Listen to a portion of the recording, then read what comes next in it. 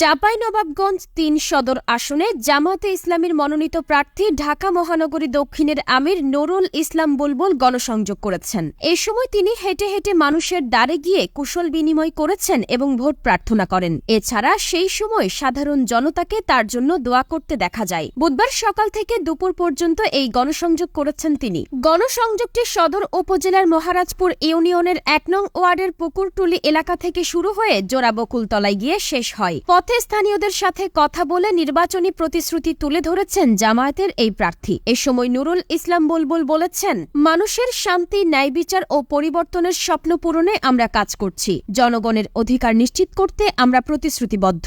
আপনারা দাঁড়িপাল্লা মার্কায় ভোট দিয়ে ইনসাফ ও কল্যাণমূলক রাষ্ট্র গঠনের কাজ সফল করার আহ্বান রইল। গণসংযোগে সদর উপজেলা জামায়াতের আমির হাফেজ আব্দুল আলিম, মহারাজপুর ইউনিয়ন জামায়াতের আমির আব্দুল আলিম, সেক্রেটারি শামীম আহমেদ ও সদর উপজেলা জামায়াতের কর্মপরিষদ সদস্য ওমর ফারুক সহ স্থানীয় নেতাকর্মীরা অংশ নিয়েছেন।